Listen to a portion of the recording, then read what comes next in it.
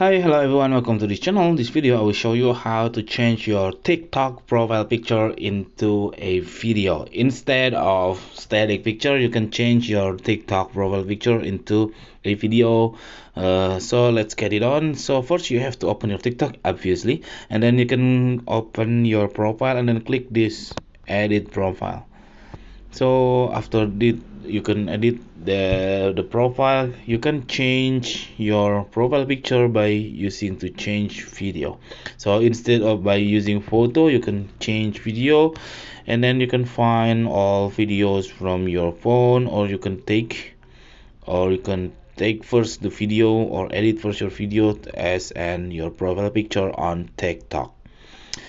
Okay, that's it. This very simple tutorial. I hope it's helpful for you. If you did, please subscribe our channel. Thank you for watching. Bye. Gampang.